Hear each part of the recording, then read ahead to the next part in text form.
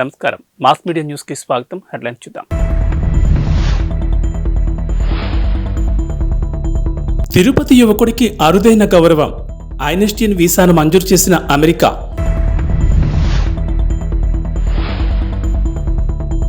మీతో మేమున్నాం, అధైర్యపడకండి.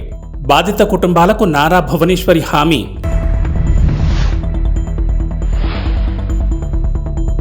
ట్యాంక్ బండ్పై గద్దర్ విగ్రహం ఏర్పాటుకు రేవంత్ సర్కార్ గ్రీన్ సిగ్నల్. తిరుపతి యువకుడు అరుదైన ఘనతను సాధించాడు. ప్రతిభావంతులకు అమెరికా ప్రభుత్వం మంజూరు చేసే EB-1 వీసాను సొంతం చేసుకున్నాడు. స్థానిక నలంద నగరకు చెందిన అనంత రవితేజ వాషింగ్టన్లోని యాపిల్ సంస్థ ప్రధాన కార్యాలయంలో ప్రిన్సిపల్ రీసెర్చ్ సైంటిస్ట్గా పనిచేస్తున్నాడు. ఆయన ప్రతిభను గుర్తించిన సంస్థ EB-1 వీసాను మంజూరు చేయాలని ప్రభుత్వానికి ప్రతిపాదించింది. పరిగణలోకి తీసుకున్న ప్రభుత్వం 2 రోజుల క్రితం ఆ వీసాను మంజూరు చేసింది. అత్యంత ప్రతిభావంతులకు మాత్రమే ఇచ్చే ఈ వీసాను ఐన్స్టీన్ వీసా అని కూడా అంటారు. టీడీపీ జాతీయ అధ్యక్షుడు నారా చంద్రబాబు నాయుడు అరెస్టును తట్టుకోలేక మనస్తాపంతో చనిపోయిన కార్యకర్తల కుటుంబాలను నారా భువనేశ్వరి మంగళవారం పరామర్శించి వారికి భరోసా ఇచ్చారు. మీతో మేమున్నాం, అధైర్యపడొద్దని చెప్పారు. ఉమ్మడి గుంటూరు, ప్రకాశం, నెల్లూరు జిల్లాలో నిజం గెలవాలి పర్యటనలో భాగంగా మొదటి రోజు ఉమ్మడి గుంటూరు జిల్లాలో పర్యటించారు. రేపల్లె, పర్చూరు, ఒంగోలు నియోజకవర్గాల్లో 4 బాధిత కుటుంబాలను పరామర్శించారు. నిజం గెలవాలి కోసం విజయవాడ విమానాశ్రయానికి చేరుకున్న నారా భువనేశ్వర్కి కృష్ణా జిల్లా పార్టీ నాయకులు, కార్యకర్తలు ఘన స్వాగతం పలికారు. అనంతరం రోడ్డు మార్గం ద్వారా మొదట రేపల్లె నియోజకవర్గానికి చేరుకున్నారు. చెరుకుపల్లి మండల కేంద్రంలో పార్టీ కార్యకర్త కోట వెంకటేశ్వర కుటుంబాన్ని భువనేశ్వరి పరామర్శించారు. 9/9/2023న చంద్రబాబు అరెస్టును తట్టుకోలేక గుండెపోటుతో వెంకటేశ్వరరావు మృతి చెందారు. వెంకటేశ్వరరావు భార్య కోట విజయలక్ష్మి, కుమారుడు సురేష్, రాజేష్, ఇతర కుటుంబ సభ్యులను పరామర్శించి ధైర్యం చెప్పారు. వారి కుటుంబానికి 3 లక్షల రూపాయల ఆర్థిక సహాయాన్ని అందించారు. విప్లవ కవి, ప్రజా గాయకుడు గద్దర్ విషయంలో రేవంత్ రెడ్డి ప్రభుత్వం మాట నిలబెట్టుకుంది. హైదరాబాద్లోని ట్యాంక్ బండ్పై గద్దర్ విగ్రహాన్ని ఏర్పాటు చేస్తామన్న సీఎం రేవంత్ రెడ్డి మాట నిలబెట్టుకున్నారు. గద్దర్ విగ్రహ ఏర్పాటుకు టీఎస్ ప్రభుత్వం గ్రీన్ సిగ్నల్ ఇచ్చింది. గద్దర్ విగ్రహాన్ని ఏర్పాటు చేయాలని తెల్లాపూర్ మున్సిపాలిటీ చేసిన తీర్మానానికి ఆమోదం తెలిపింది. విగ్రహ ఏర్పాటుకు అనువైన స్థలాన్ని కేటాయిస్తూ ఈ రోజు ఉత్తర్వులు జారీ చేసింది. గద్దర్ మరణ వార్త తెలిసిన వెంటనే రేవంత్ రెడ్డి ఆసుపత్రికి చేరుకున్న సంగతి తెలిసిందే. ఆయన భౌతికాయాన్ని ఎల్బీ స్టేడియం తరలించడం దగ్గర నుంచి అంతిమ యాత్ర వరకు ఆయన అన్నింటినీ ముందుండి నడిపించారు. గద్దర్ అంత్యక్రియలు అధికారిక లాంఛనాలతో జరిగినప్పటికీ దగ్గరుండి చూసుకున్నది రేవంతే. గత ఎన్నికల్లో కూడా గద్దర్ కుమార్తె వెన్నెలకు కాంగ్రెస్ పార్టీ టికెట్ ఇచ్చింది. అయితే ఆ ఎన్నికల్లో ఆమె ఓటమి పాలయ్యారు. మరోవైపు ట్యాంక్ బండ్పై గద్దర్ విగ్రహం ఏర్పాటు కానుండడంపై ప్రజా సంఘాలు హర్షం వ్యక్తం చేస్తున్నాయి. తెలంగాణలో బీఆర్ఎస్ చచ్చిపోయిందని, ఆ పార్టీని ప్రజలు బొందపెట్టారని ముఖ్యమంత్రి రేవంత్ రెడ్డి అన్నారు. మంగళవారం హైదరాబాద్లోని గాంధీ భవన్లో ఏర్పాటు చేసిన మీడియా సమావేశంలో ఆయన మాట్లాడుతూ కేసీఆర్, హరీష్ రావు, కేటీఆర్ వంటి వారు కేవలం తమ మనుగడ కోసం మాత్రమే కాంగ్రెస్పై దాడి చేస్తున్నారని ఆరోపించారు. దీన్ని బట్టి బీఆర్ఎస్, బీజేపీ కుమ్మక్కు రాజకీయాలు అర్థం చేసుకోవాలన్నారు. ఈ రోజు దేశంలో ఓడించాల్సింది ప్రధాని మోడీని అన్నారు. ఆయన దేశానికి ప్రమాదకరంగా తయారయ్యారన్నారు. కానీ బిల్లా, రంగాలు మాత్రం మోదీని ఏమీ అనడం లేదని గుర్తు చేశారు. బీఆర్ఎస్ పార్టీకి ఓటు వేస్తే మురికి కాలంలో వేసినట్లే అన్నారు. మోదీని, బీజేపీని ఓడించాలంటే కాంగ్రెస్ పార్టీతోనే సాధ్యమని వ్యాఖ్యానించారు. కేంద్రంలో కాంగ్రెస్ అధికారంలోకి వస్తే తెలంగాణకు ఇచ్చిన హామీలు నెరవేరుతాయన్నారు. ఇంతకాలం కేసీఆర్ అడిగింది లేదు, మోడీ ఇచ్చింది లేదని విమర్శించారు. తెలంగాణలో 17కు 17 స్థానాలు కాంగ్రెస్ గెలవాలన్నారు. బీఆర్ఎస్ నేతలకు ఓటమితో మతితప్పి ఇష్టారీతిన ఆరోపణలు చేస్తున్నారన్నారు. బీజేపీపై మేం పోటీ చేస్తుంటే బీఆర్ఎస్ తమను టార్గెట్ చేస్తోందని ధ్వజమెత్తారు. రాయితీతో ట్రాఫిక్ చలాన్ల చెల్లింపు గడువు రేపటితో ముగినుంది. తొలుత గత ఏడాది డిసెంబర్ 27వ తేదీ నుంచి జనవరి 10వ తేదీ వరకు రాయితీ చలాన్ల చెల్లింపులకు అవకాశం కల్పించారు. అయితే దీన్ని ఆ తర్వాత జనవరి 31 వరకు పొడిగించారు. సాంకేతిక సమస్య కారణంగా రాయితీతో కూడిన చెల్లింపు గడువును పొడిగించారు. అయితే మరోసారి గడువు పొడిగించేది లేదని ఇప్పటికే పోలీసులు స్పష్టం చేశారు. ఈ నేపథ్యంలో రాయితీతో కూడిన ట్రాఫిక్ చలాన్ల చెల్లింపుకు మరొక రోజు మాత్రమే గడువు ఉంది. బైకులు, ఆటోలకు 80%, ఆర్టీసీ బస్సులకు 90%, లారీ వంటి భారీ వాహనాలకు 60% రాయితీని ప్రకటించారు. రాయితీతో కూడిన ట్రాఫిక్ చలాన్ల చెల్లింపు వల్ల ఖజానాకు భారీగానే ఆదాయం వచ్చింది. భారతీయ ఐటీ నిపుణులకు అగ్రరాజ్యం అమెరికా గుడ్ న్యూస్ చెప్పింది. దేశీయంగా H-1B వీసా పునరుద్ధరణకు అవకాశం ఇస్తూ ఒక పైలట్ ప్రాజెక్టును ప్రారంభించింది. ఈ నిర్ణయం వేలాది మంది ఇండియన్ టెక్కీలకు ప్రయోజనం చేకూర్చే అవకాశాలున్నాయి. ఈ మేరకు యుఎస్ స్టేట్ డిపార్ట్మెంట్ సోమవారం ఒక ప్రకటన విడుదల చేసింది.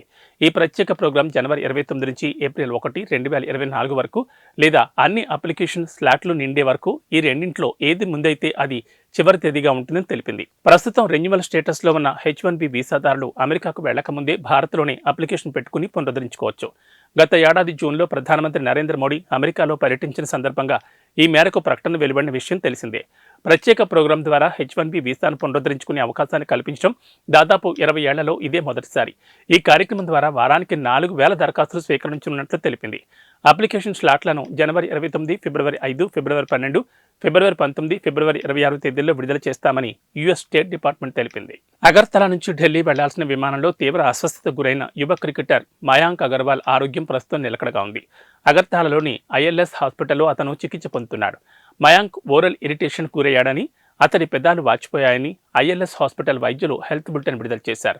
జనవరి 30న హాస్పిటల్లో చేరాడని, ప్రస్తుతం అతడి ఆరోగ్యం నిలకడగా ఉందని, అతని పరిస్థితిని పర్యవేక్షిస్తున్నామని వివరించారు. కాగా మంగళవారం సాయంత్రం మయాంక్ అగర్వాల్ అగర్తలా నుంచి ఢిల్లీకి వెళ్లాల్సిన విమానాన్ని ఎక్కాడు. ఫ్లైట్లో తాను కూర్చున్న సీటు ముందు పౌచ్లో ఉన్న ద్రవాన్ని తాగి తీవ్ర అస్వస్థతకు గురయ్యాడని పలు మీడియా రిపోర్టులు పేర్కొన్నాయి. గొంతులో వాపు, బొబ్బలు రావడంతో వెంటనే అతన్ని విమానం దించి స్థానికంగా ఉన్న ILS హాస్పిటల్కు తరలించారని రిపోర్టులు పేర్కొన్నాయి. కాగా ఆసుపత్రి నుంచి తన మేనేజర్ సహాయంతో మయాంక్ పోలీసులకు ఫిర్యాదు చేశాడు. ఈ ఘటనపై దర్యాప్తు మొదలుపెట్టామని పశ్చిమ త్రిపుర ఎస్పీ కిరణ్ కుమార్ తెలిపారు. ఆదాయానికి మించిన ఆస్తుల కేసులో అరెస్టైన రెరా కార్యదర్శి శివ బాలకృష్ణను ప్రభుత్వం సస్పెండ్ చేసింది. ఈ మేరకు సస్పెండ్ చేస్తూ HMDA మెట్రోపాలిటన్ కమిషనర్ దానకిషోర్ ఉత్తర్వులు జారీ చేశారు. ఆదాయానికి మించిన ఆస్తుల కేసులో శివ బాలకృష్ణను ఏసీబీ ఇటీవల అరెస్ట్ చేసింది. ప్రస్తుతం అతను చెంచల్గూడ జైల్లో ఉన్నాడు. ఏసీబీ అధికారులు ఇటీవల శివ బాలకృష్ణ ఇల్లు, బంధువులు, స్నేహితుల ఇళ్లు, కార్యాలయాల్లో 16 చోట్ల ఏకకాలంలో సోదాలు నిర్వహించారు. సోదాల్లో మొత్తం 93,60,850 రూపాయల నగదు, 1,988 గ్రాముల బంగారు, వజ్రాభరణాలు, సుమారు 6 కిలోల వెండి నగలు స్వాధీనం చేసుకున్నారు. ప్రస్తుతం వీటి విలువ ప్రకారం సోదాల్లో దొరికిన మొత్తం ఆస్తుల విలువ 8,26,48,999గా ఉంటుందని భావిస్తున్నారు. బహిరంగ మార్కెట్లో వీటి విలువ వందల కోట్ల రూపాయలుగా ఉంటుందని అంటున్నారు. ఇంకా అదనపు ఆస్తులకు సంబంధించిన వెరిఫికేషన్ జరుగుతోందని అధికారులు తెలిపారు.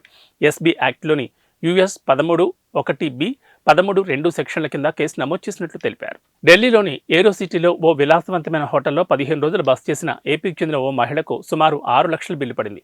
కానీ ఆమె అకౌంట్లో కేవలం 41 రూపాయలు మాత్రమే ఉన్నాయి. దీంతో హోటల్ సిబ్బంది ఫిర్యాదు మేరకు ఢిల్లీ పోలీసులు సదరు మహిళను అరెస్ట్ చేశారు. ఎయిర్పోర్ట్ సమీపంలోని ఫుల్మన్ హోటల్లో ఆమె బస చేసిందని పోలీసులు మంగళవారం వెల్లడించారు. నిందితురాలు హోటల్ను మోసం చేసిందని, ఆమె ఖాతాలో కేవలం 41 మాత్రమే ఉన్నాయని పోలీసులు మంగళవారం వెల్లడించారు. అయితే నిందిత మహిళ హోటల్లో బస చేయడానికి గల కారణాలేంటో తెలియరాలేదన్నారు. ఆ మహిళకు సంబంధించిన అడ్రస్ వివరాలు తెలియచేయాలంటూ ఏపీ పోలీసులను సంప్రదించామని, ఈ మేరకు లేఖ రాశామని ఢిల్లీ సీనియర్ పోలీస్ అధికారి ఒకరు తెలిపారు. సదరు మహిళ విచారణకు సహకరించడం లేదని, ఆమెకు కౌన్సిలింగ్ ఇచ్చామని పోలీసులు తెలిపారు. బ్యాంక్ ఖాతాలో ఎంత డబ్బు ఉందో చూపించేందుకు నిరాకరించిందని, ఆమె అకౌంట్ను చెక్ చేయగా కేవలం 41 రూపాయలు ఉన్నాయని గుర్తించామని తెలిపారు. ఆమె పేరు ఝాన్సీ రాణి శామ్యూల్ అని, 15 రోజుల పాటు ఫుల్మన్ హోటల్లో ఆమె బస చేసిందని తెలిపారు. దాదాపు 5,88,176 రూపాయల విలువైన అనుమానిత లావాదేవీలు జరిపిందని చెప్పారు. హోటల్ సిబ్బందికి నకిలీ గుర్తింపు కార్డును అందజేసిందని పోలీసులు వివరించారు. నిందిత మహిళ హోటల్లోని స్పాలో 2,11,708 రూపాయల విలువైన సర్వీసులు పొందిందని హోటల్ సిబ్బంది ఫిర్యాదులో పేర్కొన్నారు. ICICI బ్యాంక్ UPI యాప్ ద్వారా లావాదేవీలు జరుపుతున్నట్లు ఝాన్సీ వివరాలను చూపించిందని, అయితే అవి హోటల్ అకౌంట్లోకి రాలేదని చెప్పారు. ప్రపంచవ్యాప్తంగా అవినీతి ఇబ్బడిముబ్బడిగా పెరుగుతున్న వేళ డెన్మార్క్ ఈ జాబితాలో అట్టడుగున నిలిచి అవినీతి రహిత దేశాల జాబితాలో అగ్రస్థానంలో నిలిచింది. అత్యంత అవినీతి కలిగిన దేశాల్లో సోమాలియా 11వ ర్యాంకుతో అగ్రస్థానంలో కొనసాగుతుండగా భారత్ 93వ స్థానంలో ఉంది. ప్రపంచంలోని అత్యంత అవినీతి, అతి తక్కువ అవినీతి కలిగిన దేశాల జాబితా తాజాగా విడుదలైంది. ట్రాన్స్పరెన్సీ ఇంటర్నేషనల్ తాజాగా 2023 కరప్షన్ పెర్సెప్షన్స్ ఇండెక్స్ను విడుదల చేసింది. సిబిఐ గ్లోబల్ సగటు వరుసగా 12వ ఏడాది కూడా 43 వద్ద ఎలాంటి మార్పు కనిపించలేదు. 2/3 దేశాలు 50 లోపే స్కోర్ చేశాయి. ప్రభుత్వ రంగంలో చోటు చేసుకున్న అవినీతి ఆధారంగా మొత్తం 180 దేశాలు భూభాగాల్లో అధ్యయనం చేసిన సిపిఐ అవినీతి స్థాయిని 0 నుంచి 100 వరకు ర్యాంకులు ఇచ్చింది. ఇవి బులెటిన్ విశేషాలు. నమస్కారం.